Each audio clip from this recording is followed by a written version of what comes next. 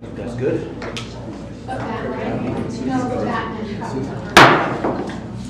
Call to order this regularly scheduled meeting of the Kingman Unified School District, June 10th, 2025 at 4:30 p.m. Will you stand and recite the pledge of allegiance? I pledge allegiance to the flag of the United States of America and to the republic for which it stands, one nation, under God, indivisible, with liberty and justice for all. You may be seated. Roll call. Tony Henry. Lori Grant. Boyd Hardy. Susan Collins. Roger Cox. We have a quorum. And this is item 4 on the agenda, recognition of retirees. President Henry, member of the board. I would like to invite Yvonne Kilby.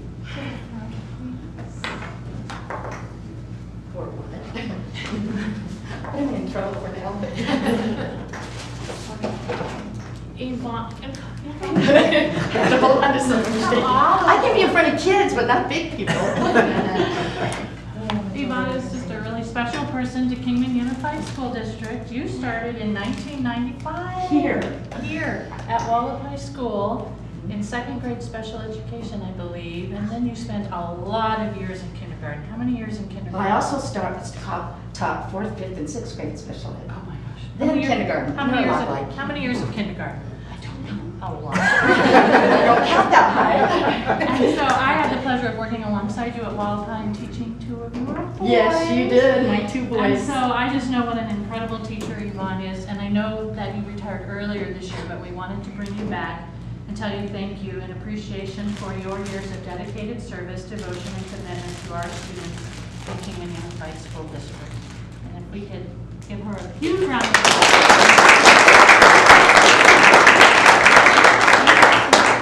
Mind coming up for a photo?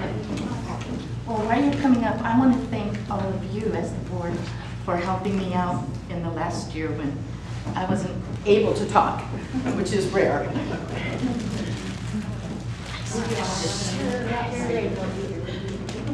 All right. Oh, I'm taller than you because I have shoes on. Mrs. Durant, you've got this. Awesome. Thank you, Yvonne. Thank you very much. And I don't think Joanne MacGyver was able to make it, but I just want to say Joanne is another longtime teacher. She's been with the district from 2012-13. I met her at Mount Tipton School. Then she transferred to Servat and ended her career at Wallapai School as an incredible teacher. And so we will get her recognition and flowers to her as well. Thank you. That brings us to item number 5, which is a call to the public. I do have one signed up to speak. So just as a note, it says the board will listen to any comment from the public but will not respond except as permitted by Arizona Revised Statute 38-431.01G. The board can refer the item to the administration or request it to have it placed on a future agenda. And we have Sid Kindick here to speak on summer school teachers and district office staff and the school lunch program. So come on up to the mic, sir. I'm actually here on behalf of my granddaughter. Okay. I didn't put it down, but I want to go back to when she first started the school system here in 1st grade. She was living with her dad and his girlfriend.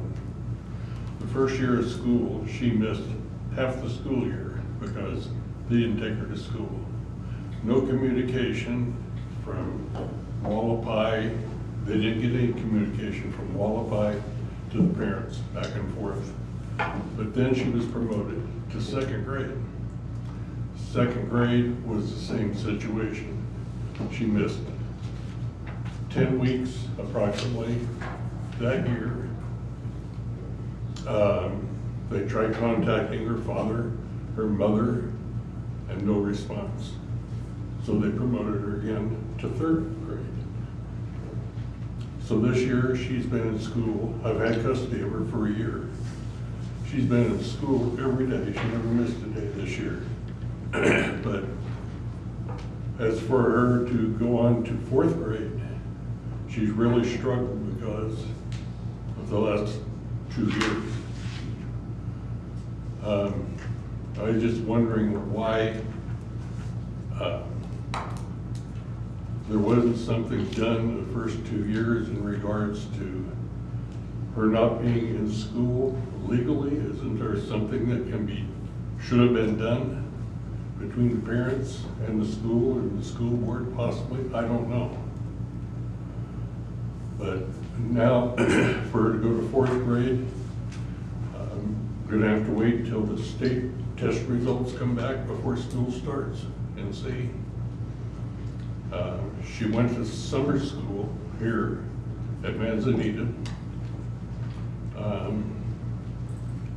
week ago Monday, yesterday, I came to the office, went in, there's a gal at the desk there, and I stood there for about a minute while she's on her cell phone texting. And I guess I kind of scared her standing there. Anyway, I had a complaint about the summer school teacher that she had.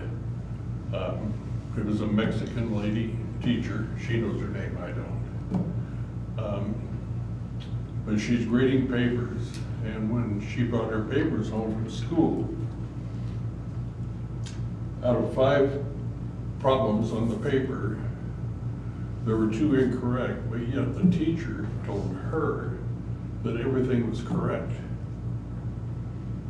And I think the idea of her going to summer school was for her to get help to possibly be able to go to 4th grade. So then the next day, all of a sudden, she had a new teacher in the classroom. And she said it was a totally different experience with her, with the new teacher. Anyway, this summer yet, I'm gonna have her, she's gonna be tutored like 3 days a week, a couple hours a day to try to get her caught up somewhat before she goes to 4th grade, if she can. She understands she may have to repeat 3rd grade. So my other question or comment is about the school nutrition program. I think it stinks. Several times this year, she's eaten a walleye.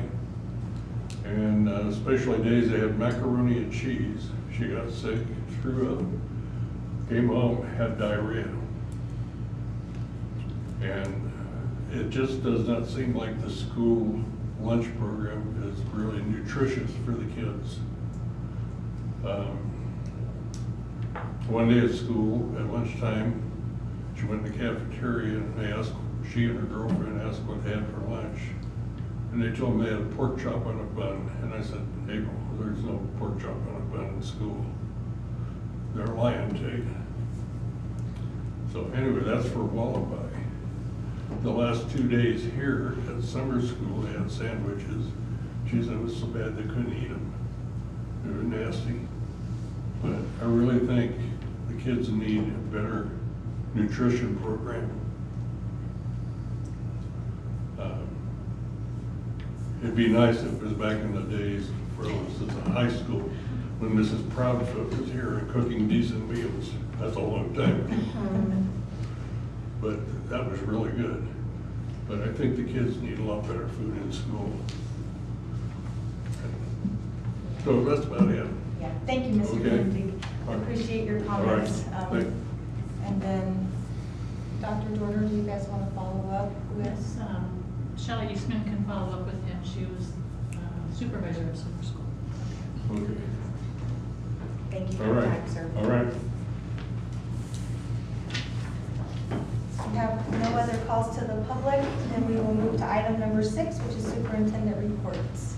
President Henry, members of the board, I've invited high school to make a presentation on high school athletics this evening, directly followed by Principal Batt from Kingman Online Learning Academy to make a report on their online school. So I'll turn it over to Shane Murray. He's currently the athletic director, vice principal at Lee Williams High School.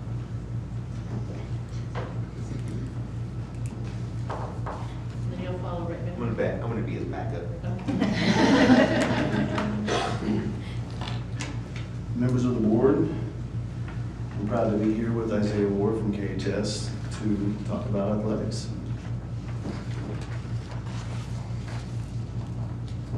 Here are some of the pictures from KHS athletes this year.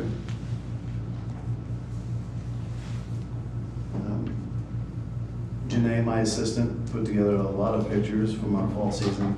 I wanted to give a quick shout out to our band because they don't get a lot of recognition, but even though they do well in their own competitions, they certainly help enhance all of our athletics programs as well. So we've got those up there too.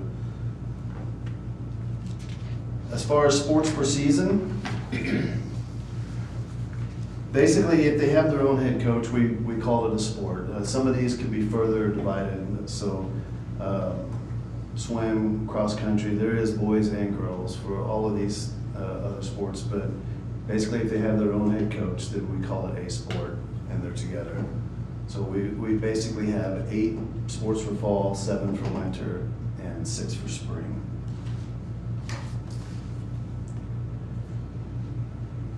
Here are the participation numbers, and it looks like they've jumbled up a little bit in the transfer from the computer to here.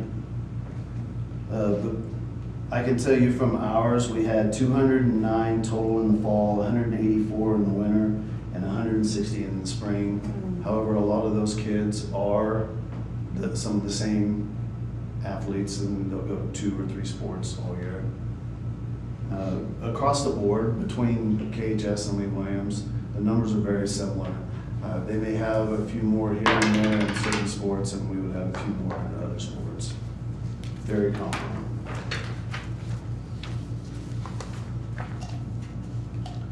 When it comes to inclusive versus tryouts and cuts,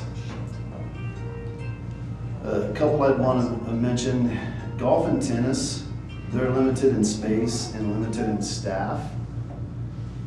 So both of those things can limit the ability to supervise too many kids. So they'll back those numbers off, but some years we may have 4 or 5 come out, and then it's not a problem. But we've had girls tennis, sometimes we come out with 25, and we'd have to really figure out and have tough conversations about who can we safely move forward with in that. Soccer, baseball, and softball, we have had to cut in that. It's ability, but it's also kind of a safety thing as well. We've had issues with baseball and softball and even soccer where if their levels are too low, it can actually be kind of dangerous for them to be out on the field. It's rare in soccer, but I have seen it happen. I've seen it more in baseball and softball. And then cheer and volleyball, those numbers are so high in kids that try out for those sports that they have to cut numbers, and then they'll cut my ability for that. Our pay ranges for coaches. Our head coach in football has a stipend of $5,000. Most other head coaches get about $3,380. Golf and cross country, due to their limited scope of players and competitions, make $2,156, and then all assistant coaches pretty much make the $2,156. When I say that though, I'll say that in our team sports, like football for instance, there will be a total amount of stipends, but a lot of times, pretty much most of the time, coaches will come in, and to get quality coaches and enough coaches on their staff, they will cut their own stipend, take the total amount, and just divide it up amongst all the coaches that they need. Because in a lot of sports, you have specialized coaching areas. Baseball and softball may have a pitching coach. Football may have a line coach or a quarterback coach. So having the right number of coaches on your staff is extremely important, and I think our coaches have recognized that, and they know that they're not going to get rich from coaching stipends. No. And then a lot of them will even just put it right back into the program. Yeah. Or they're out buying, equipment or giving it right back. So. Yeah, and then to help attract and retain some coaches, we've added a few odds and ends stipends, like spring football. A lot goes into that. It's a couple of months of work. So we added a spring football stipend this year, and then also summer weight room, which currently that is my new football coach, and he has opened the weight room to all athletes for specific hours every day, regardless of sport, so that they can come in and get workouts. So ours is open too at KHS, we just don't pay a stipend.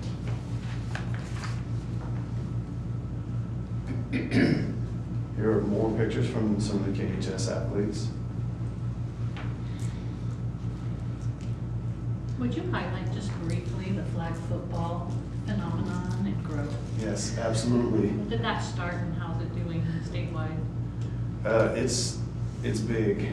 Even some of the schools who already had a year on us, it was their first year as well. So some teams, bigger schools, they may have had 2 years where we were in our first year, and you could tell the difference a little bit. They knew a little more tricks than we did, but you could see that our coaches also grew as the season went and learned new things. Is it one of the fastest growing sports in the state? If not, It's big. Yeah. We've lost athletes from other sports, big sports like volleyball, to come out to play flag football because it's a fun game and it goes quick. Yeah, the girls really like it. Forever. They really enjoy it. And then it came down to KHS versus Lee Williams, and we barely won. It was a 3-0 game. Yeah, it was real close, yeah. Yeah, it was a super good game. Did you say that the KHS coaches don't get stipends? They get stipends. Shane was talking about the spring stipend for his football player, our football coach for the weight room. Our football coach is there too, we just don't pay them a stipend. I see. In the springtime? In the springtime, Okay. yes. They make their fall stipend. Okay. In order to attract the candidate that we thought was going to be a very good coach, we created the stipend for him because we knew he was going to be there for 2 months, and he was there every day, putting in a lot of work. It's not a bad idea. I mean, the person is there every day, pretty much. and it's funded from their auxiliary account. Yeah. Which would be their gate money and. Yeah, Yeah. I definitely see the reason. You know, that person puts in a lot of work and a lot of time. We have had in the past too, when it comes to summer weight room, we paid other coaches in the past. We just thought, hey, why not bring it back? Let's try to be a little more competitive, especially in football, because football stipends across the state are very high. Is there a possibility that the KHS coach could get a stipend? Yeah, it's certainly something we could look into. Okay. In fact, when we found out Lee did that, we actually already started having that conversation Okay. to figure that piece out. Yeah. Here's some of our winter pictures. Our state wrestling champ in the center. Okay, average cost for uniforms. Now this can really be all over the place. I noticed that they mentioned $5,500 for a set of 50. Last time we bought uniforms, we spent almost $20,000 for 3 sets. So football is expensive, and it's one of those things that we have to know is coming, and we have to prepare for it if we have to buy uniforms for football. However, one of the good things about football is that they make so much money, not just the gate money that comes to the athletics department, but they fundraise so much that they're often able to help us out to buy equipment and extra things like that. And if I may interject, Director Murray, when I spent my time at the high school, some people legitimately would ask sometimes, why are you spending so much more on football? Is it a preferred sport? So we did a cost analysis at the time where the 3 levels of football might have 50 to 80 students included under a single coach, where a cross-country team might be 10. So we looked at numbers, the number of games, the number of hours. So it's not a preferred sport, it's a relative expenditure comparative. And It's just just costliest. Yep, just the amount of equipment needed for a football player versus cross You country. have to refurbish the helmets, is it annually? Annually. It's Yep. about a $5,000 cost to have them professionally checked for You have to be concussion. certified. And if they don't come back, we have to buy Replacements. 20 new ones. Basketball, $1,400 for a set of 13. I have spent post-COVID, I've spent up to $4,000, and the uniform prices are skyrocketing right now. It's been really tough to keep everyone in uniforms, but I've been able to work with a lot of my coaches, and they understand the importance of it. And obviously, there's going to be some sports that absolutely, hey, this is on our radar. They got to get some new stuff. But a lot of coaches are very, very grateful and willing to work with us to help us try to get uniforms.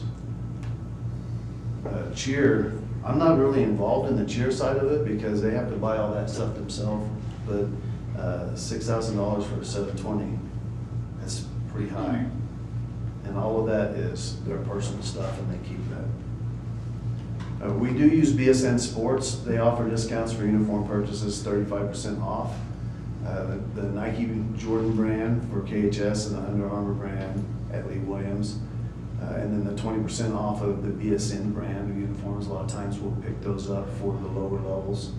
We also get a percentage back in goods from not only BSN for total spent dollars every year, but we also get dollars, comp dollars from Under Armour, and I'm assuming Nike as well, correct? So that's been a very good partnership with BSN because it helps save a lot of money. Well, and then they also allow for replacements for a period of time, so like a football uniform gets torn or ripped, they keep theirs for a 10-year cycle, so you have, so I think we just bought some, so within the 9 years we have, then we can, if one gets ripped, we can replace it with this one that looks just like it. The customer service from BSN is off the charts as well. I mean, I can tell you so many stories of above and beyond that they've gone for me. Not to mention our Silent Night uniforms, the throwback uniforms, were completely donated by BSN. Well, what does BSN stand for? I'm not positive. It's just the local, it's one of the major sporting goods vendors in the country. Okay. The value of athletics is oftentimes hard to put an amount on it. It's invaluable to a lot of kids. It not only enhancing the physical and mental health, the social development, and fostering the teamwork, leadership, discipline, those sorts of things. But one of the things that really stood out to me is it gives a lot of kids who are on the verge of wondering to themselves, is school for me? Do I need to be in high school? Those are the kids that are at risk. Those are the kids that are much more likely to stay in school if they have athletics or club, and much more likely to make better decisions when their sport is in season. Yeah, it gives that purpose. Absolutely. And then Juby found this study from the National Education Longitudinal Study showing participation in school-sponsored athletics is associated with a 2% increase in math and science test scores, and then involvement in either sports or clubs associated with 5% increase in bachelor's degree attainment expectations. So again, it gets them focused, it gives them goals, and that's what they become. The opportunities for the next level, this can be very cyclical. There's some years we've had 10 to 20 signings a year. We do our signings with our nice backdrop, and we both have a backdrop at our school from BSN. In 2024, Lee Williams had 10 from girls soccer alone. So that was a huge senior class, and we had 10 girls signed to play at colleges. But when that class moves on, now you're left with the void, and you've got a lot of underclassmen. So every year, it's a different experience in each sport. We believe in the individual signing ceremonies. We have had a couple requests to dual if we've got two teammates who are going to the same college, but we want to make that special to them and their families. A lot of the bigger schools will have signing days with just gyms packed full of athletes, and they're all making their decisions and making it known. We really believe in this is your signing, this is your day, it's important. We're going to make this all about you today. Regardless if they're going to sign and move on to the next level, though, our goal as a high school is to give every student athlete the best high school experience possible, regardless if they're going to sign at the next level or not. And then some of our kids, especially highly academic scoring athletes, may have to make a decision on, do they want to play whatever their sport is at a smaller school that's offering them scholarship money, or do they want to take what they've achieved in academics and really go for a highly known academic school. So sometimes kids have to make that choice as well.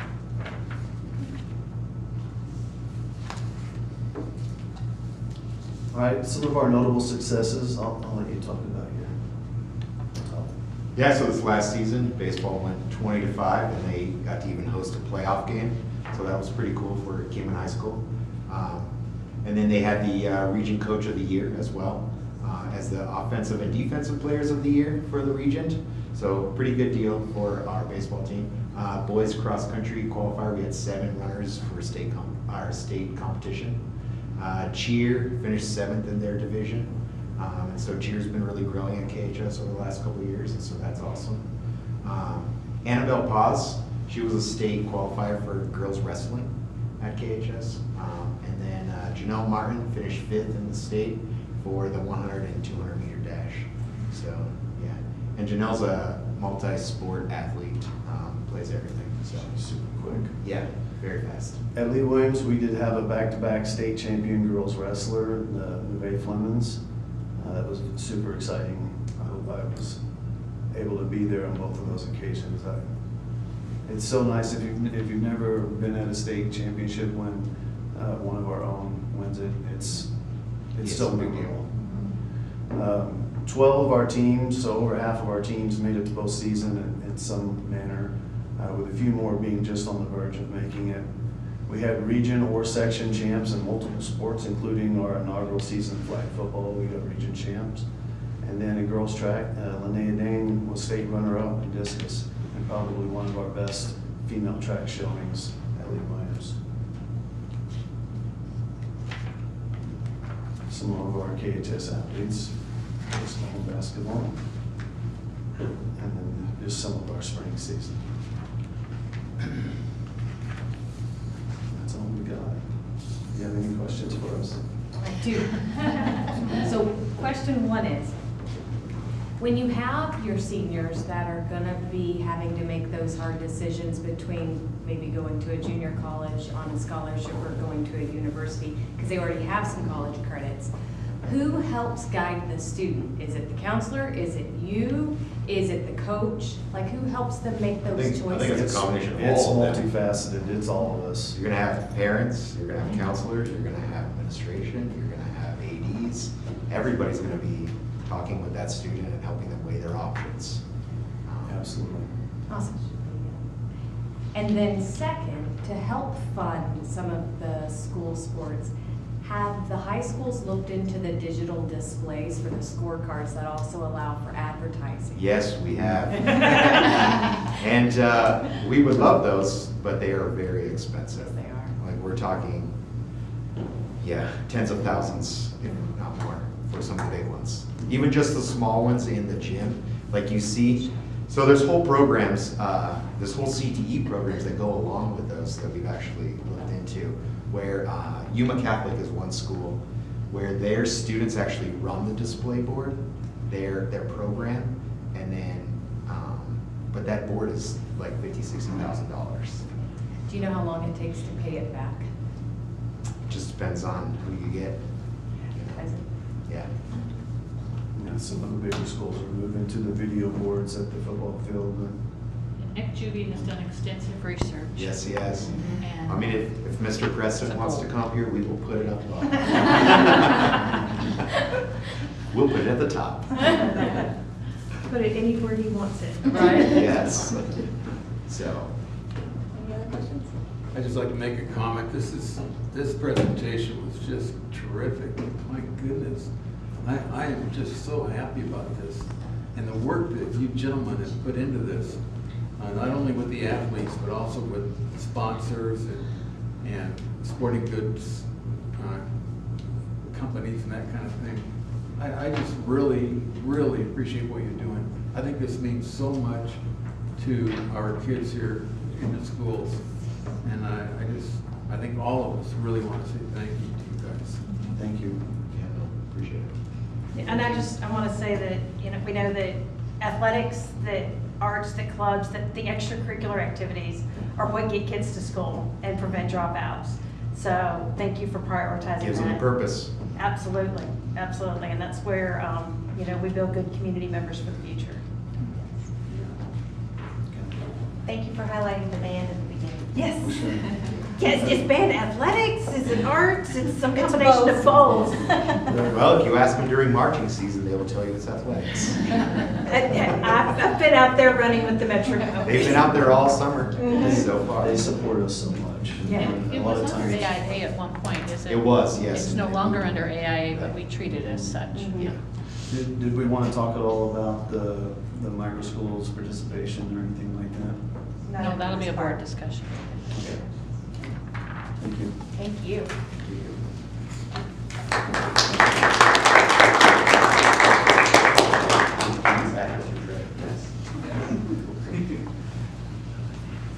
Principal Bat, COLA Administrator. President Henry, members of the board, thank you for the opportunity that you've given me to come make a presentation on our alternative school here. First of all, I want to say thank you to Lee Williams and Kingman High School because they do offer the opportunity for our students to play sports and participate in the activities with them as well. So what they just presented also encompasses the students at COLA. And Isaiah stole my thunder. I was going to ask him to come up and support me. So if you need support, yes, I do. So feel free to come up at any time. So I just want to talk a little bit about some of the awesome things that are happening at Kingman Online Learning Academy. So at our campus, our mission is the mission of Sandy McCoy Positive Alternative Campus is for students to achieve personal empowerment through alternative academic pathways to become confident, caring, and involved citizens. To meet that mission, we provide two pathways at Kingman Online Learning Academy. One is our COLA, or our Edgenuity pathway, and the other one is our PASS pathway. So in COLA, that for me, I think of it as more of the traditional secondary online school. If you think about online schools, it kind of follows that model a little bit more. The students are more on the semester system, even though they can work on their own pace in that. But they traditionally follow that semester kind of guidelines for them. In the PASS program, that's more designed for our upperclassmen who are credit deficient. So if we have juniors and seniors who are behind on credits, they're probably not going to graduate on time if they stay in the traditional brick and mortar setting. Then they can come over to PASS and get caught up. We do have underclassmen that do come over to the COLA side of things if they're behind to also do the same thing. So the students can work at their own pace and work to get caught up if they're credit deficient in either program, but the PASS program is more designed for the upperclassmen to get caught up. As far as our staffing at COLA, we have 12 amazing certified teachers. Those teachers meet with the students at least once per week individually with every student that's enrolled on our campus. We have one special education case manager who also meets with all of our special education students at least once a week.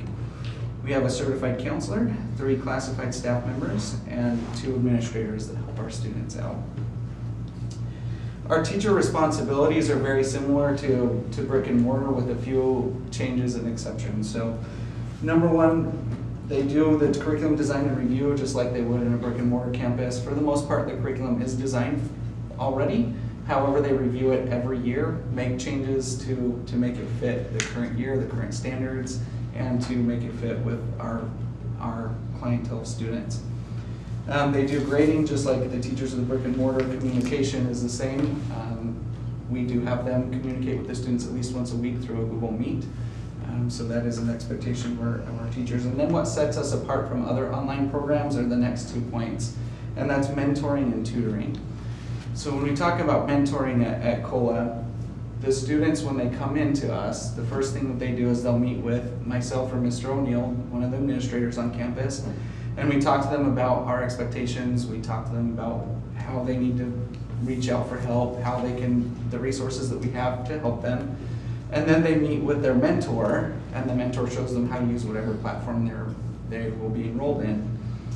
They also meet with the students meet with a mentor once per week to discuss their academic progress. So every week, they meet with them either in person or via Google Meets to discuss their academic progress, how they're progressing through their classes, what they need to do differently. The mentors will oftentimes invite them in if they're falling behind onto our campus to help get them caught back up. So mentoring is one of the things that sets us apart from other online schools that you see. It's not often that you see a teacher meeting with a student once per week to track their progress in an online setting. So our students benefit from a certified teacher reaching out every week.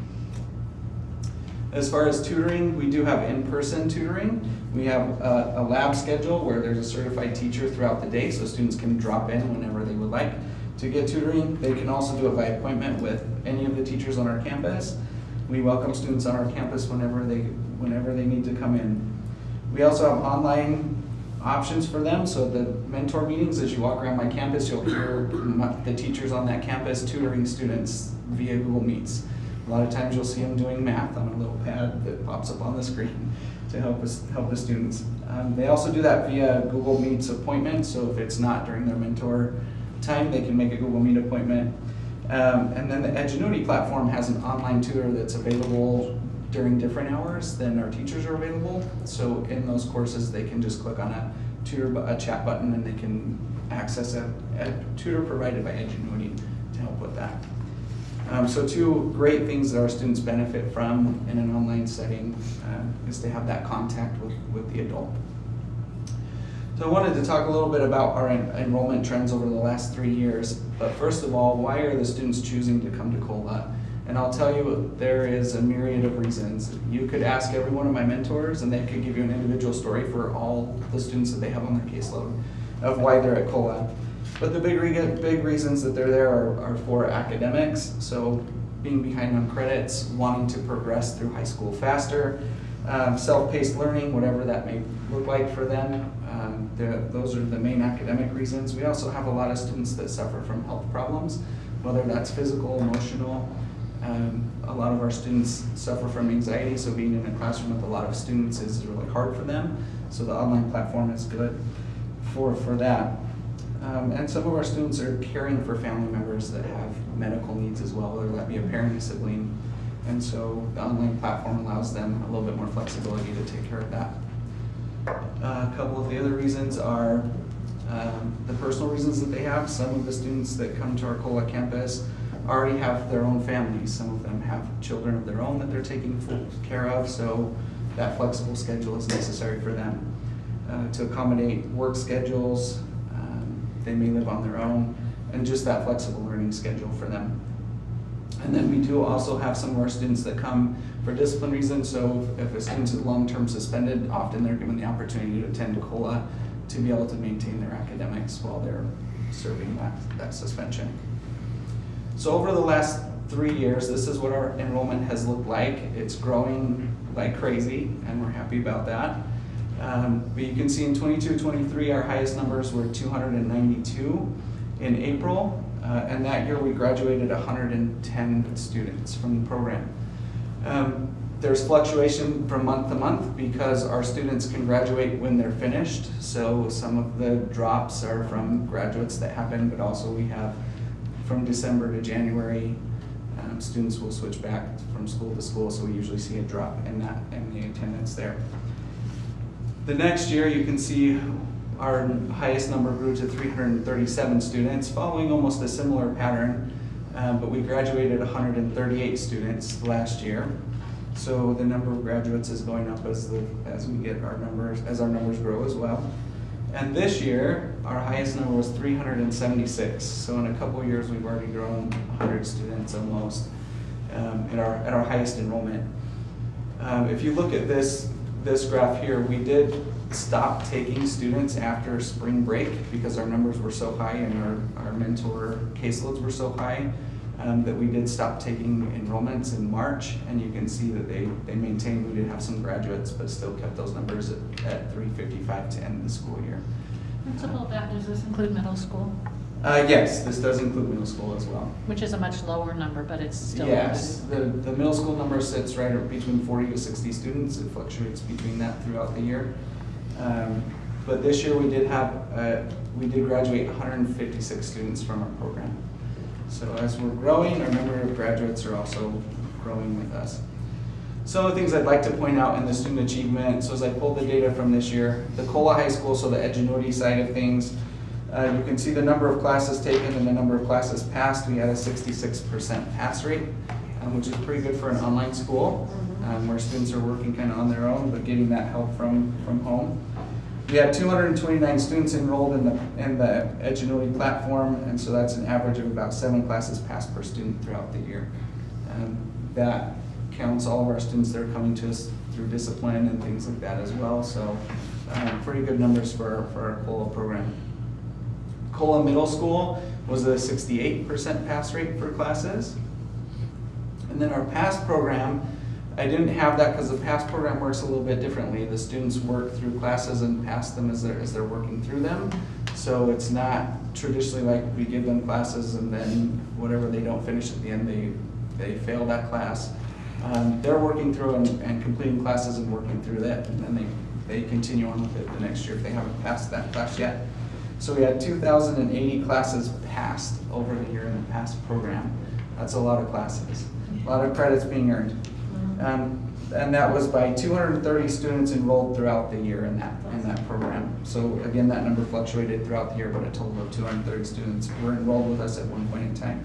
That's an average of 9 classes passed per student throughout the school year.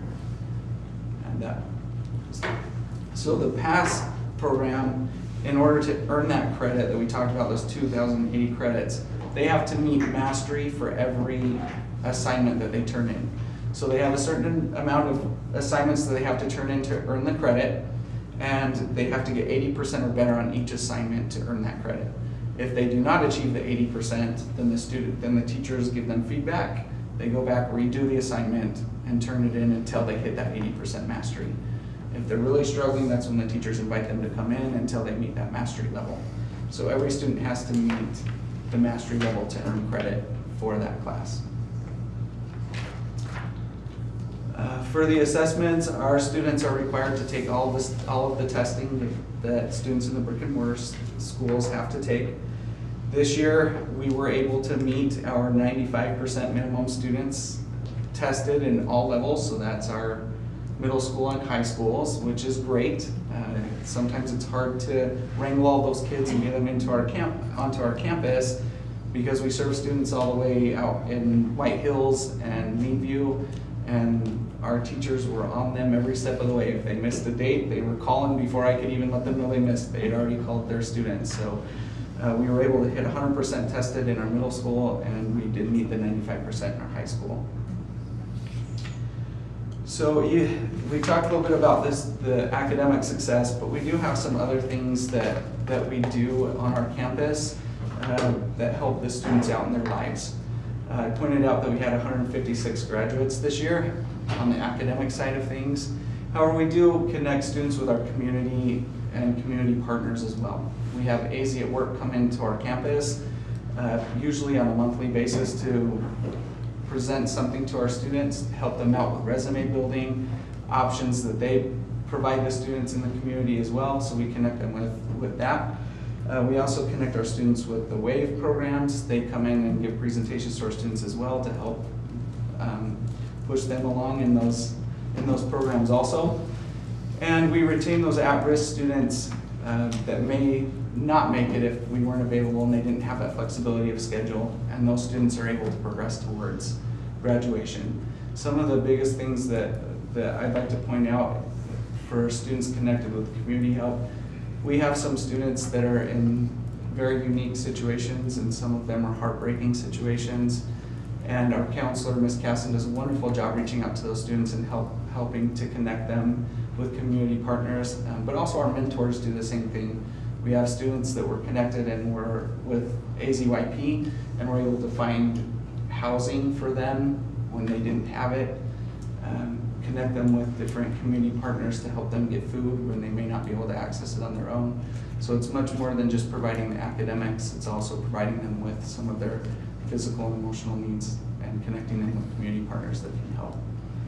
And we are very grateful to have the opportunity to provide those services to our students, and thank you for the opportunity to present to you today. Any questions for me? I have one. Okay. I know He it's answered mine. Do your students have the opportunity to participate in CTE programs? Because you mentioned WAVE.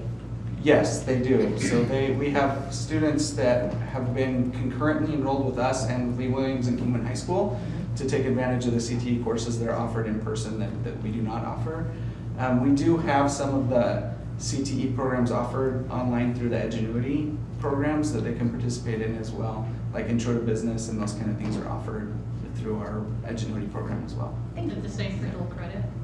Yes, they can also participate, thank you. Yes, they can participate in dual credit courses and MCC courses. Everything that's offered through WAVE is offered to our students as well. I have a couple of questions, pretty easy ones. Okay. The tutors for Ingenuity, is that a person on the other side of the chat, or is it an AI chatbot? It is a person. Okay.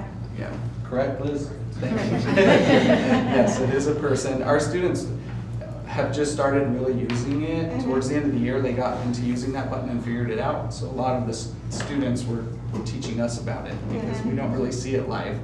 And the students would help us understand what it looks like. And they seem to like the help that they get from that. So all I've heard is good things about it. And the more accessible it can be, the better. Yeah, and they do have different hours they're available on the weekends, whereas our teachers are available the Monday through Thursday. And so our students work on the weekends and they can get some help. Fantastic. And the other question I had is, when you were talking about PASS, is that a competency-based model? Yes, yeah. Okay. Yeah, so the students have to master the certain levels of the competencies that they're going through, yes. Okay, fantastic. Thank you. Thank you. Great, thank you. Thank you.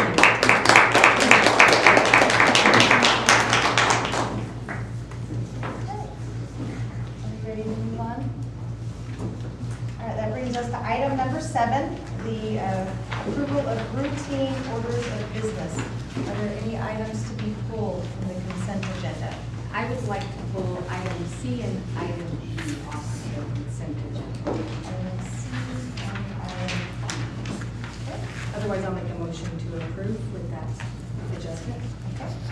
Is there a second to approve with the pulling of items C and E? I'll second. All in favor? Aye. Any opposed? All right, since you pulled the items, Lori, I will hand that over to you. Absolutely. So I wouldn't have probably noticed them, but because there was a cluster of things regarding the instructional coach, I wanted to obtain some additional information as a part of my due diligence.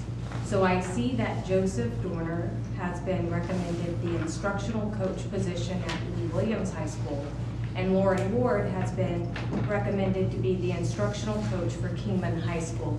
And both of those individuals have a personal relationship with other members of Kingman Unified School District that could possibly cause a conflict. So I'd like to know a little bit more about how were they chosen, and was there any concern of bias? And then also, what will be their line of supervision as it relates to their family members? Well, thank you. Awesome question. I would like to answer it as I was part of that process, as well as Director Albin. With our instructional coaches, we personally like to look for someone who is experienced in that grade level band. So at high school, it's very different than elementary. So we know that the optics are that if we are hiring someone that is a current staff member, that can be concerning. So we ensured that there were no family members that had any involvement, had any say or part of it. All the questions in the interview are asked the same to every employee, and the rating scale is done the same. So I feel we talked through every bias, and I know that the team, as part of that interview team that we had, we really went through every possibility. But both Mr. Dorner and Ms. Ward were the top candidates due to their high school experience that they both have, their extensive mentoring that they have within the high school level and through the CTE program. And in fact, Joe Dorner was our instructional coach previously before he left. He was highly regarded. He did not leave because he was a poor coach. We actually asked him to come back to continue training because he does such a stupendous job. So as far as the evaluation and supervision, it is done 90% by myself and Director Albin. We meet with our instructional coaches monthly here at the district office. We meet virtually. We go over, and it's more of a team. It's not at a school level. The individual administrators have a say towards their school goals, and we make sure that we're following their school vision, but they're following our district vision, and it is more for the sense of continuing our instructional strategies. And both those candidates, again, have high ratings in their evaluations and their job performance.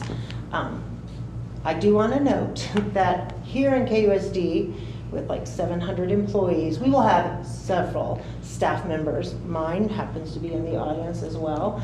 We will be in the same educational field, and the chances of us being here together and working in the same district is very likely. So we've always made sure that we do our best to see what those optics are and try to check our biases and then check them again. And so I feel confident, and if there was any concern, I could speak to that, anyone who has a question about it. So are the instructional coaches more of a district employee that gets assigned a campus? Correct. So they are assigned to a campus, and they work because they can make relationships with the teachers, they know the students, and they can really help in that area. But they're more of a district employee because it's a Title I grant funded set aside that it's not a set aside, but more of our Title I stream, so it's grant funded. And so we keep them in mind. So every campus does have an instructional coach, and we're working to get an instructional coach for COLA because of the growth in their numbers as well in their Title I. So it's intended to help encourage excellence, support our new teachers, improve instructional strategies, as well as reviewing assessment data and helping the teachers know how to use that data to make instructional decisions. So it's kind of a great support, but we kind of streamline so we're equitable across campuses. I know there was one question about the pay and the difference between an instructional coach and a teacher. Could you explain? So they actually, at times, will make less, but they do make the same amount as a teacher. And their calendar is the same as well. It just looks more because their 301 money, we just kind of, it's part of their base contract. So whereas a teacher has a base pay and they can earn $10,000 or more typically over a year in 301, our instructional coaches, we just put $10,000 into their teacher's base pay because they don't qualify for a 301. So the 3,000 was added because the 301 was increased. Right. Teachers were receiving more this past year in the 301, and our instructional coaches were taking a financial hit for being a coach. And so we used a different fund to help them out to equalize so they'll make the same as a teacher. But typically they make the same or less. And what is the 301 funding again? That is our classroom site fund. Yes, thank you. That we get, it's for certain purposes for teachers, and there are some support services that are also eligible. However, TOAs, our teachers on assignments, and our instructional coaches are not eligible for that fund. And that's written in state statute. Correct. That's not district policy. Correct. It's statute. So how does a teacher get the 301 money if they have to earn it, whereas these people, it's just part of it? No, most of it is not earned. We pay it out in 3 lump sums throughout the year. The first 2 payments are automatic. The last one is earned if they are on a performance improvement or. A third of it is performance-based, but the 301 committee, which is represented by a staff member from each school, votes on that performance piece, that third payment. And if they're an effective employee, they're going to earn it. And the school, 80% of the schools that are a C or better on the state letter grades. And we actually have a representative here if you'd like to ask him any questions, Mr. Seaver. And that was on the board agenda last month at 301. Yeah. So. I have my questions answered. answer. Thank you. And will you make a motion then to approve item C and E? I will make a motion to approve item C and item E. Is there a second? I can make a second. Okay. Any other comments or questions? All in favor? Aye. Any opposed? That takes us to item number 8, the KUSD school cell phone policy. President Henry, members of the board, this has been a topic of conversation over the last couple of months. We had a call to the public last month, so I thought I would review our current policy, and then coincidentally, in the policy advisory first reading, there was one advisory policy that was about cell phone policies. So you might remember a little over a year ago, I sent a reminder to all school principals what our cell phone policy was, and they revisited it with their staffs, and we had a couple of calls to the public at that time. Our policy is the same, and the good news is it matches House Bill, I think it's 2484, where Governor Hobbs has signed an increase in our due diligence in paying attention to cell phones. But currently, as adopted in 2019, the KUSD cell phone policy states that there should be no use of cell phones during instructional time in order to preserve and respect classroom instruction. They can be used only where the teacher gives explicit permission for the use. Gymnasiums are considered classrooms, and private areas are considered an area where you have an expectation of privacy. Therefore, for an example, if you're in a locker room or a restroom, a cell phone should not be out because pictures or videos or audios can be taken. So no use during instructional time. They should not be out in private areas. For school activities such as transportation and after-school events, coaches, drivers, supervisors, or sponsors of the activities may set reasonable guidelines. For example, if there's a basketball game and students are observing and watching the basketball game in the open public gym, they're probably not going to monitor the use of their cell phones. But there should be attention paid to what's going on at that time. Confiscation of cell phones is allowed according to our policy. When they are used and not prohibited, they may be confiscated by an administrator or a teacher. If electronic devices are turned on in areas where, I was making sure that was on. If they're turned on in areas where they are to remain off, that's when they can be confiscated, or if there's a violation of school policy. Students who do not cooperate by turning over electronic devices to school personnel on request may be subject to discipline. And then our policy goes into first incident. They can pick the device up from the teacher at the end of the period. If there's a second offense, it can be taken to the office. I believe administrators have a locked area where those phones will be kept to the end of the day. Devices may be searched as permitted by law upon reasonable suspicion or violation of the law. Inappropriate use in violation of policies includes, but is not limited to, bullying, gang activities, threats, harassment, or lewd behavior. Police may be contacted, and we do so regularly. Cell phones should be brought to school at their own risk. We're not responsible for lost, stolen, or broken cell phones. Lost or abandoned devices. There are a few exceptions to when the devices are prohibited. If there's an IEP that states the student must have their phone on them, there's sometimes we have students who are diabetic that may have an automatic read on their phone that they're going to need access to, or in the event of an extreme bona fide emergency, where it's impractical that they have to get permission from an adult, that they need to contact their parent. Discipline is subject to the policies that we have in our student handbook. I have cross-referenced this with the statute, and if the expectation is going to be that we will follow this policy, we talk about it on a regular basis, but the administrators and the district team are committed to really following this policy and making sure there's consistency across all classes on school campuses. So. And then when we get to the policy, I'll kind of mention a couple of things that are stated in there. So questions, comments, discussions? Thank you for reviewing it. Yes. And I think, I read the policy, I like the policy.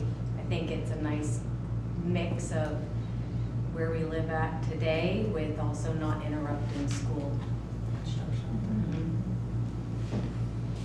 I agree. Any others? Has there been discussion, like among the staff, on like different ways of keeping kids from using their phones, because, I mean, they're sneaky. My niece in the 90s could text on the keypad phone without even looking at it and not misspell a word. You know, teenagers are teenagers. But I know some schools are using like the signal blocking pouches, and is there any discussion about that with staff? Absolutely. And like, I would want staff involved in that, because they're the ones that have to implement it. Jennifer Hannon, Principal at Lee Williams, has been in deep conversations with her staff. I have no doubt Isaiah Ward has as well. They're looking at a myriad of approaches. I think number one is consistency, because any strategy we employ, if it's not consistently followed, is a mute strategy, right? So there are a variety of things where teachers might have what's a cell phone parking lot, you know, right, where there might be a pocket protector. I think you're looking at a lockbox kind of thing where phones go into it. But again, students are tricky, and you know, they might have 2 or 3 phones, one that they're currently using and 2 or 3 from prior plans, and they're going to put a prior plan phone in the parking lot and keep the, you know, the loaded phone in their pocket. So the high schools are looking at outsmarting the system and then having strategies in place, because it is disruptive, and we're kidding ourselves if we want to argue that it isn't. The brain cannot attend to 2 tasks at one time, no matter how many times we want to argue it. There's research on it. You cannot read and then handle texts at the same time. Right. So we're going to have to come together and change the culture and get parent buy-in. Thank you. It's a big task. It is. We are emotionally, as a society, it's not just our high school students, we are emotionally connected and attached to these devices. Absolutely. All right, well, thank you for that. Item number 9 is the AI program update.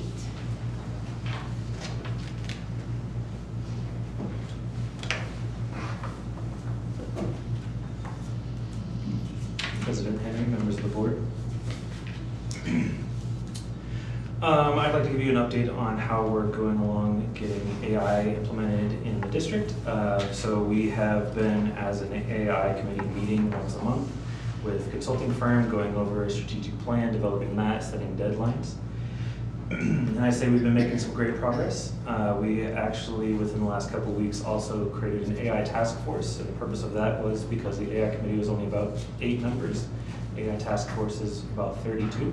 So we're about 40 people that right now have access to a myriad of AI tools in the environment. And the purpose of that is so we can then bring our draft of the AI policy for staff and students forward, and then everybody that's on the AI task force with the committee can then have their input. We're trying to make sure that teachers that are going to be using any of these AI tools or having to deal with these students using these AI tools have input on how the policies should be developed. We are looking at a full rollout for staff before the policy is done at the beginning of next school year. And then to get AI access for anybody in the district, they have to complete an ethics questionnaire on the proper usage of AI ethics. And then we're also giving them additional documentation on like each of the individual AI tools that they're being given access to, and like what their policies are and what the recommended uses for those are. But we're hoping that once everybody gets access to the AI tools at the start of the next school year, then within a couple months, we're gonna then be able to start planning how we're going to be rolling it out for students. Because our plan with this is that we get all the teachers involved, get them trained on how to use it so that they can start figuring out how they're gonna be teaching the students how to use it. And then as part of our commitments, it's having students start either on spring break of next year or the following school year, and that gives the teachers and staff enough time to fully learn how to use these tools effectively and properly. Any questions? Who all is on the task force? So I don't need names, like teachers, students, I have about 3 community off the top. members. Currently on the task force, there are people, it's only staff members at this time that have, I put out a AI task force interest form, and only about 32 people applied for it. And out of all those 32, all of them have been put on the task force.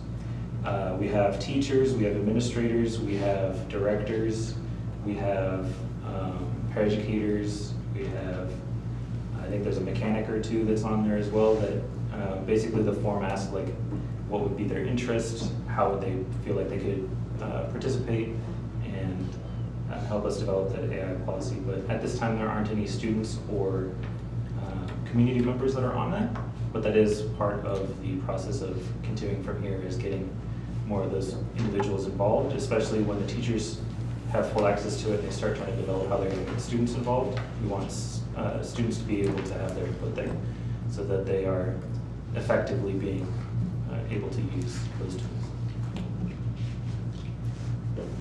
Do we have I mean, this is such a fluid idea for AI, but do we even have like class structure ideas of what to expect for the children? Are there gonna be, I just don't understand, because we just talked about cell phones.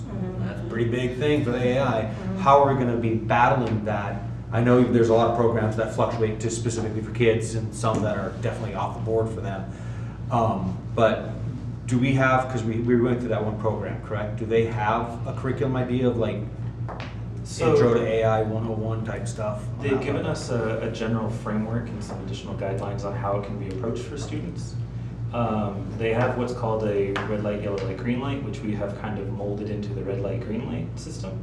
It's not set in stone right now, but it seems like the way that we're going to be going, where it's going to be up to the curriculum team, site administration, and then the teachers themselves to figure out, is this going to be a red light activity or is this going to be a green light activity? And red light means like no AI usage whatsoever, and green means up to whatever administration curriculum and the teacher themselves have allowed. And then they're going to be building their class lesson plans around that system. Now, do we have any teachers that you've seen that have shown a genuine interest, like they would like to start going into those and being instructed for those? Do we have genuine interest? Of the 8 or so members that are on the AI committee, the vast majority of those are teachers, and they've already shown interest in this kind of system. And they're the ones that helped us figure out that that would be an optimal way to approach this. I know that there are, of the teachers that are going to be using AI tools, there's quite a few that are on the AI task force now that have a genuine interest in getting this in their classrooms as soon as possible, and that's kind of how we're going to be like, perhaps we should framework it around this red light, green light system. Again, it's not set in stone, it's just been a suggestion at this point, because that AI task force is going to also have the responsibility of solidifying how the district's going to be using it as a framework. Excellent, thank you. Any other questions? I just went to a workshop last week where we talked about using AI in the classroom as students and as teachers, and it was very eye-opening. There's a tremendous amount of positive that can come out of it.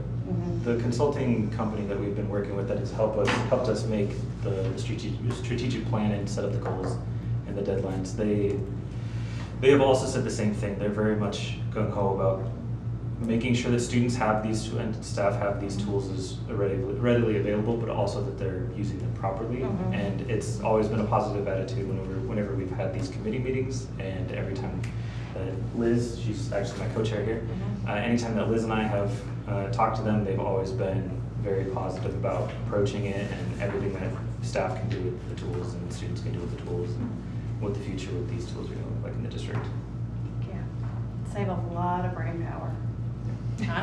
For things that More of the medium tasks. yeah, or, well, you know, the low lift tasks that need to be done that are tedious, AI can do, and then the heavier lift we need the human impact for. yeah. You just have to learn how to use it. It's a whole new learning. That's been a big portion of what we've been learning from the company as well, is they've been giving us like, they kind of jumped into the fire when they adopted it at their district, because it's a company that is also in the school district, and they've said, here's what we found works, here's what we found doesn't, please learn from our mistakes, here's what we suggest. And so we've kind of been on some rails on how to actually appropriately approach this, and it's been really nice. Great. Thank you very much. Thank you. All right, item number 10 is the first reading of changes in policy as recommended by ASBA. President Henry, members of the board, because ASBA is cleaning up the language in most policies. I think we'll stick with the procedure that we started a few months ago, where when it's the first reading and there are a lot of policies, they'll be made available to the public and the board. If you have any questions now, we can discuss them, or we can discuss specific questions next month. Otherwise, we'll be here all night reading. Yeah, like you said, it just seems like they're just like cleaning up and combining and condensing and making things easily accessible, more easily accessible, instead of having to read through all these little different things and dashes and stuff. All right, any questions from the board though on the first reading? Okay, then we will move to item number 11, which is the second reading of changes in policy as recommended by ASPA. President Henry, members of the board, this is the second reading on 863 through 866. If you have any questions or discussions, we will entertain those at this time. It goes to the next page. Yeah, through 875. Sorry, 875. Turn the page. Thank you, Director Jones. They were divided up into two sections too, so. Are there any questions?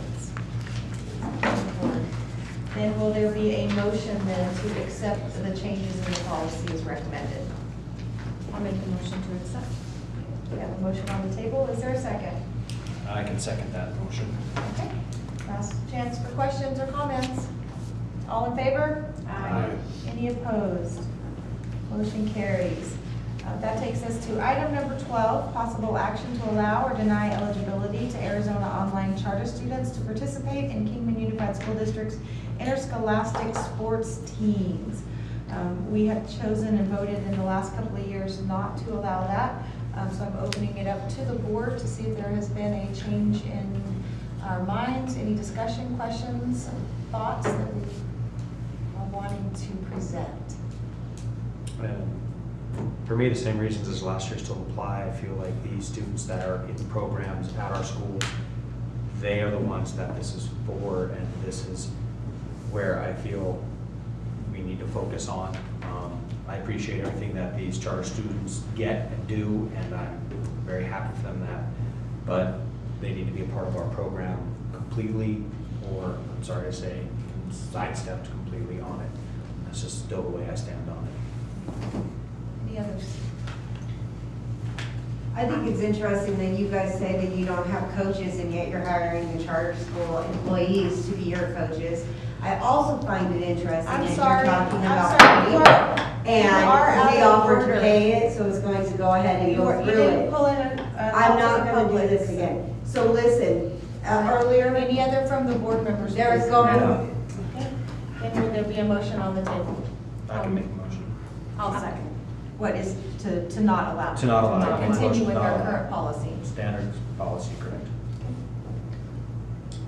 We have a motion and a second. Any other comments or questions from the board?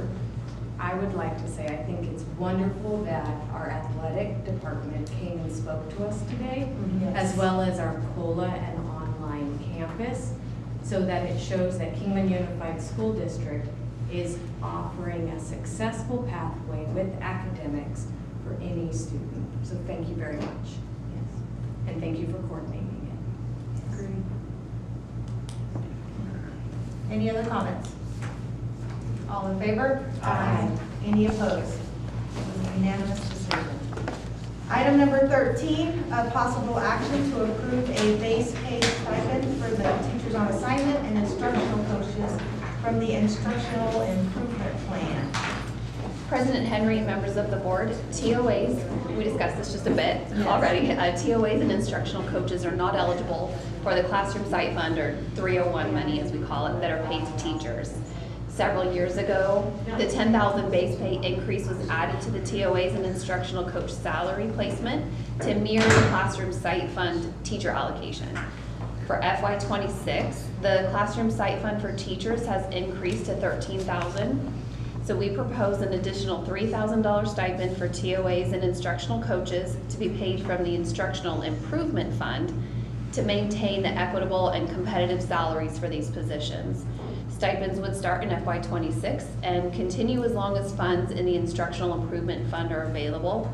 It will cost approximately $93,750 per year. Any questions? What is a TOA? Teacher on assignment. Okay.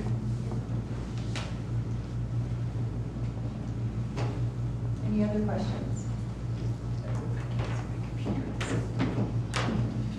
All right, then is there a motion then to approve the base pay stipend for the teachers on assignment instructional coaches from the instructional improvement plan? I'll move to approve the increase. Is there a second? I'll second it. Any other questions? All in favor? Aye. Any opposed? Motion carries.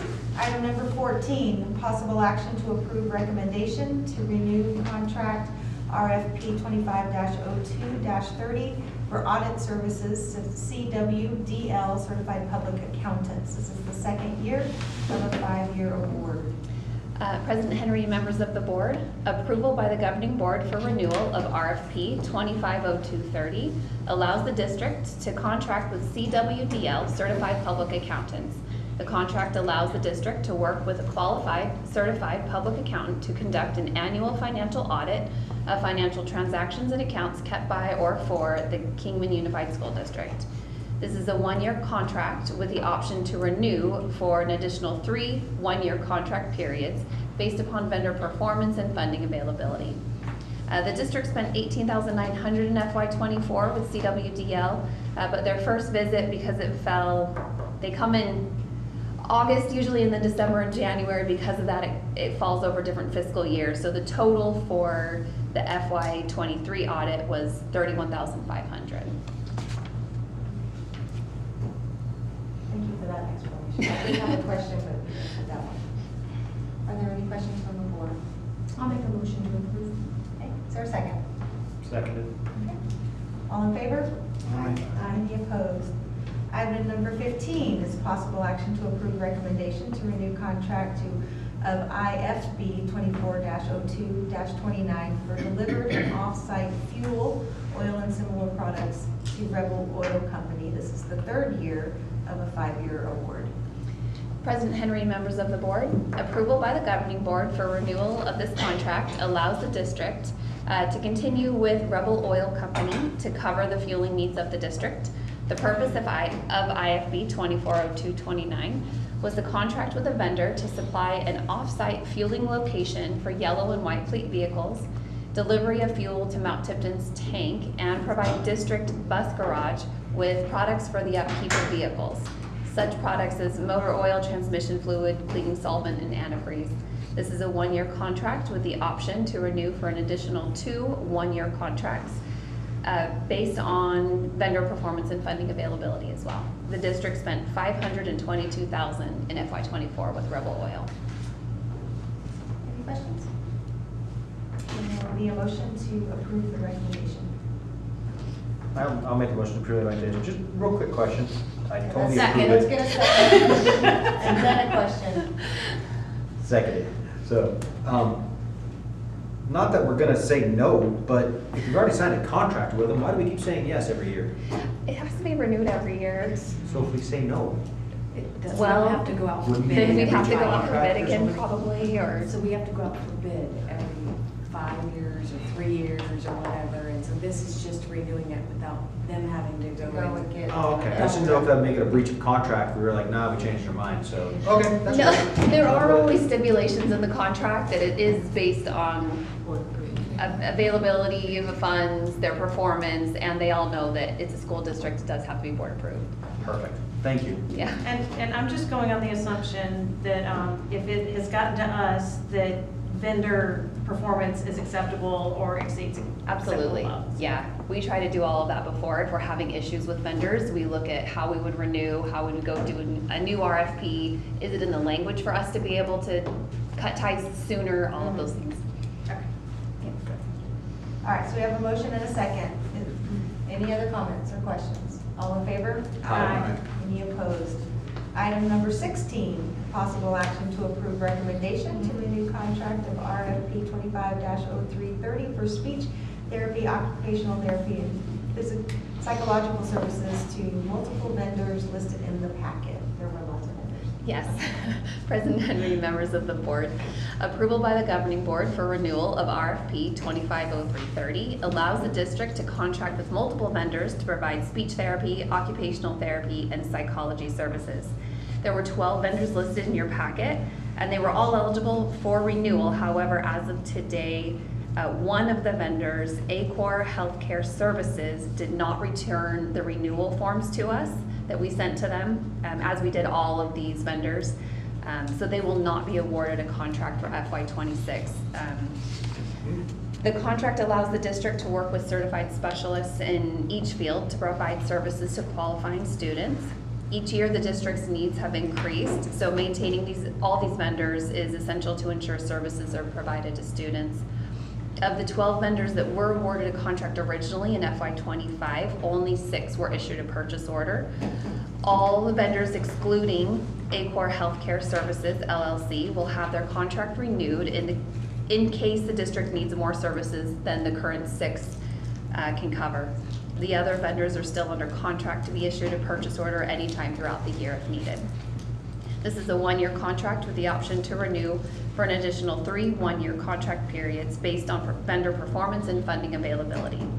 The district spent almost $1.3 million in FY25, and the year-to-date total for each vendor was included in your packet as well.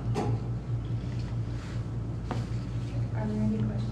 So on the motion in our meeting minutes, it says that it's a second year of a 5-year award. Yes. So we started this last year. Well, it was mid-year. I think it was in October. We're trying to just get on track with doing it yearly. That way we can submit new purchase orders as of July 1st for the current year. And then going forward, it will be as of in June or July so that we can keep on track with the school year. Is there a motion? I'll make a motion. Is there a second? Seconded. Is there any questions or comments? Okay, all in favor? Aye. Any opposed? Item number 17, very similar, possible action to approve recommendation of RFP 26-02-31 for security services to Desert Mountain Security LLC. This is a 5-year award which must be renewed each year. President Henry, members of the board, the purpose of RFP 260231 was to enter into a contract with qualified licensed vendor to provide security guards and related services to patrol and monitor district sites during regular hours, as well as after-school events or similar activities after hours. Also included in the scope of work of this contract will be security guard services for the weekly transportation of money from the district sites to the designated local banking institution. The RFP notification was sent to 19 potential vendors and was advertised in the Kingman Daily Miner. 2 proposal responses were received and evaluated to determine responsiveness and responsibility. Both proposals were then evaluated for qualifications, expertise, and pricing. The evaluation committee's recommendation for award is Desert Mountain Security. This award is a 1-year contract period beginning July 1st, continuing through June 30 of 2026. The contract may be extended for an additional 4 one-year periods based upon funds availability and satisfactory vendor performance. I'll make a motion to approve. Okay, we have a motion on the table. Is there a second? I'll second. Any comments?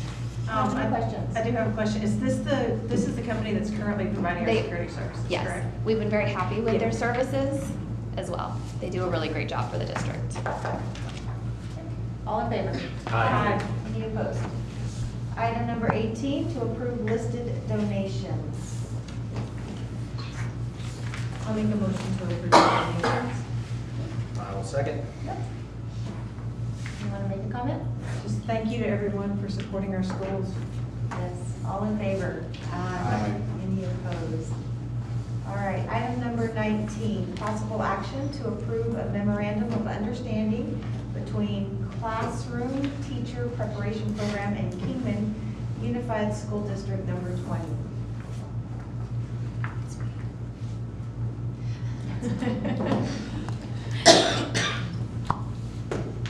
President Henry, members of the board, We are bringing before the board a memorandum of understanding between classroom teacher preparation program. Similar to our other agreements we have for student teacher placement, the only difference is that we have nobody in this program right now. They just brought it forward to us to be proactive in case they would have anyone. Their focus is more international. They do have a special ed teacher prep program, and since that's an area that we have a lot of need in, we're hopeful that at some point we might have some candidates in that, but right now we do not. And this would be a 3-year memorandum of understanding. I did have a question about the organization. I couldn't get any clarification on their accreditation. It said they were accredited in Hawaii on their website, but I couldn't get any further clarification on that. They work internationally. They have Canadian, they're based in Canada, but they have people placed all over. I can check further into the accreditation for you. Okay. That's the only concern I would have. I want to Yeah, make sure, sure no problem. we're working with an accredited institution. So the institution here is what's called Classroom Teacher Preparation Program? Yes. And that, what's the object of this motion here? It's to train teachers? It's just to enter into an agreement with them if they would have a student teacher who would be interested in being placed in our district. I see. And they recruit potential teachers from all over the world? Yes. And would we be able to help a potential teacher from, let's say, Russia to get a visa to come in? Or China? They would have to be in an approved teacher preparation program. But we could sponsor them and help them? We don't currently sponsor international teachers, but we do enter into agreement with sponsoring agencies. Those are called J1 visa teachers, where we have a lot of teachers from the Philippines where they apply to be an international teacher in the Philippines. They're approved by their government. They meet with their embassy. They find a sponsoring agency, which maybe this would be similar to. And then when we go through the hiring process, we work with the sponsoring agency, not directly with the teachers. So KUSD does not sponsor, but we work with sponsoring agencies. I'd like to table this to vote at a future meeting when we find out more about their accreditation. Sure. That's up to you all. I'll second it. I'll agree with that too. So we will table the item until we find out about their accreditation. Okay. All right, item number 20, possible action to approve the 2025-26 employee handbook. And I should say, welcome to your first board meeting with us, Wendy. We're glad to have you. Thank you. President Henry, members of the board, as you know, we bring the employee handbook to you every year. This year we went through again. Most of the updates this year were housekeeping in nature. A lot of names and positions had to be updated, as you probably saw. One of the big updates was we're changing insurance providers. So all that information had to be put in there and updated as well. And we also clarified some wording around getting prior approval before doing purchase orders.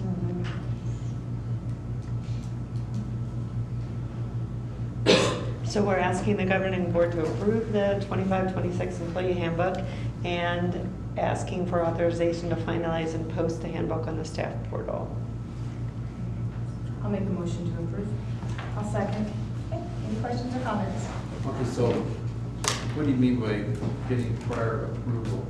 I know what it means where I work, but what does it mean here? I'm going to defer to Margot for that one. Sure. So before you can purchase something for the school district, for a teacher, for a classroom, for student activities, sports, uniforms, for a sports team, anything like that, there are several different steps that you have to follow before you can go and just buy them and obligate school funds.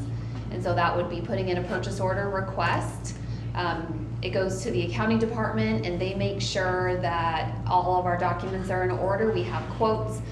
There's funds available in the fund or the club account that's asking to be used. And then that purchase order request is approved.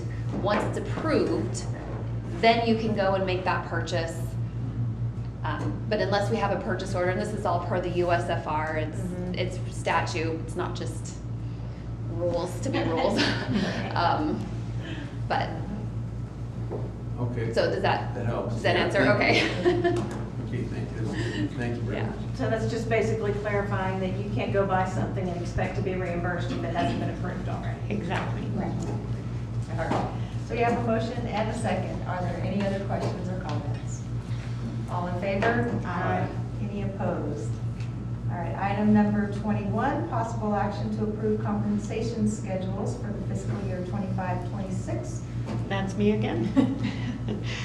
President Henry, members of the board, the staff are asking that you approve the current hourly and salary staff compensation schedules. There have been no changes to any of the wage ranges in any of the category. The only change was an addition of adding supervisor to the exempt staff salary placement schedule because there was nowhere to put people between a manager level and below that. So we thought we needed another range so we didn't have to promote people all the way up to a manager.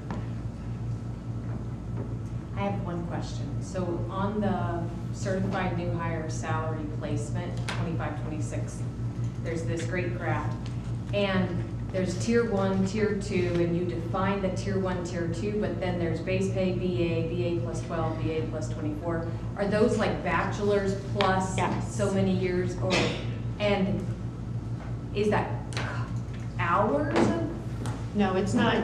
So it's not years. It's bachelor's plus 12 would mean 12 credits. Okay. So if I go back to school after my bachelor's, we call that a lane change. So they have to submit paperwork along with their transcripts to demonstrate that they took the appropriate amount of classes, and then they can move across.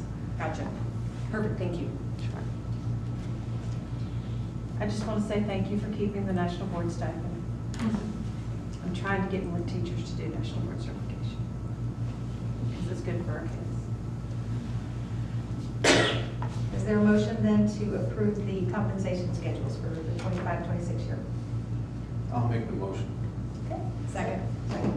Any other comments or questions? All in favor? Aye. Any opposed?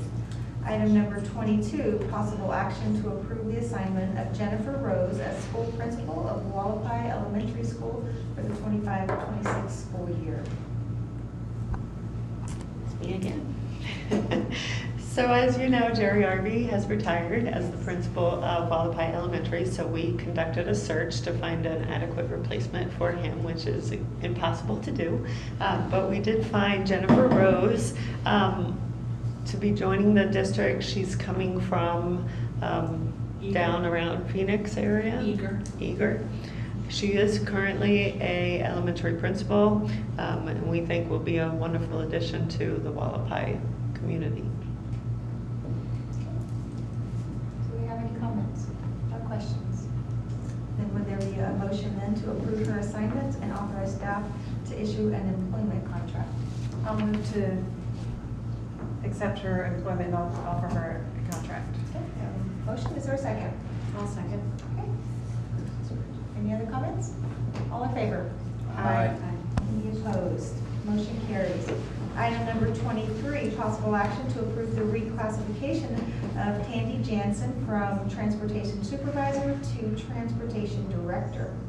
President Henry, members of the board, in working very closely with Tandy Jensen this year and the prior 6 years as a superintendent and before that a principal, it has become quite apparent that her supervision of sometimes 70 or more employees, the logistics of running an entire school busing system, the mechanics, the white fleet, and Director Jones and I co-supervise her. We have found her to be very competent this year in autonomous decision-making, quality report submission that is often error-free, collaborating with us, and the level of risk that is imposed by that position puts her at a director level in our recommendation. She has been with us at such length that her salary is nearing or in that director range, so she will receive a new contract with compensation, but she already has the responsibilities and the compensation, so we recommend we fold her into the director team. and we're happy and excited and proud of her. Yes. I'll make the motion to approve. Is there a Second. Any other comments? I just want to say Tandy is amazing. We're so lucky to have her. All right, all in favor? Aye. Any opposed? Item number 24, possible action to approve the reclassification of Dylan Young Poston from mechanic to bus mechanic supervisor. Got me again. Yes. We are asking the board to approve the reclassification of Dylan Young Poston from mechanic to bus mechanic supervisor. He has been functioning in that capacity. A lot of the daily tasks that he is already doing are supervising a lot of what's happening over there at the garage for the mechanics. He took it upon himself to put an inventory control system into place, which Tandy has just been really impressed with his level of work, and it's much above that of a mechanic. So we're asking the board to approve the reclassification to a mechanic supervisor, bus mechanic supervisor. And we are proud that he's a Kingman graduate. Doing good work, showing that his education was stellar. All right. Any questions?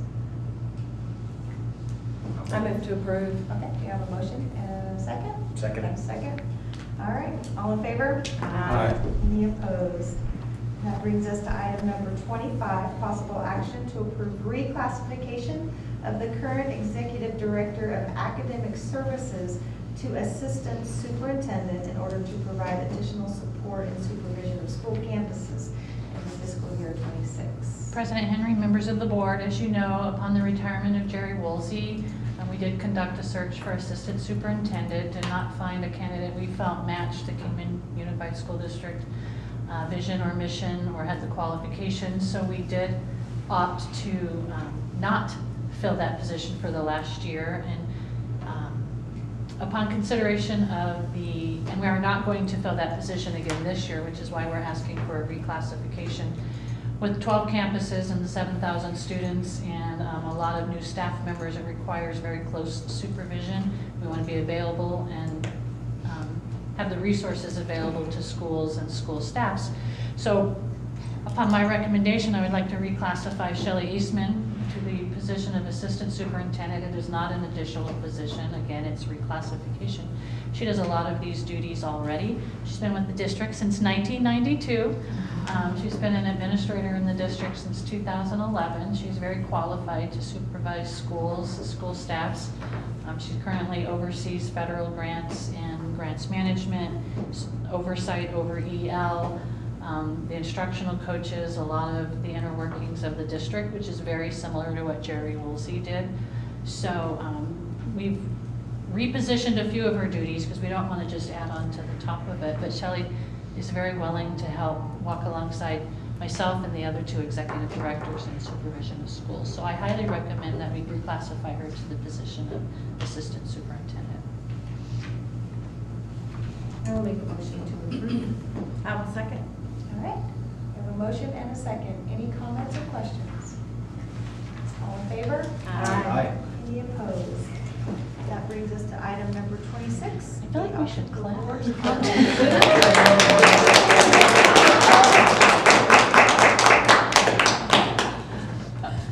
You're good. I should have done that. So I figured she was just over there going, oh, no.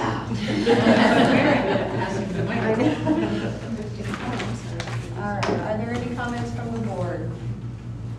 Any items you would like to see brought to a future agenda? Just wanted to bring up one thing. I had somebody from the community mention to me that she and her husband had to walk up a steep dirt kind of walkway at Lee Williams High School to get up to the graduation area, and there was no rail to hold on to.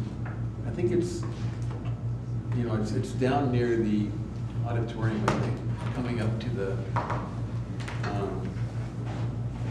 you know, the athletic field. And it is a steep area. Kingman High School or Lee? No, it's at Lee Williams. I think she was there for the graduation, and it's a real steep, kind of it's a dirt walkway that people walk on. But it is a little bit, I think it'd be helpful to have a railway, or railing in there for people to hold on to. Just a comment I wanted to make. If it was possible to put a railing in there. May I ask a question?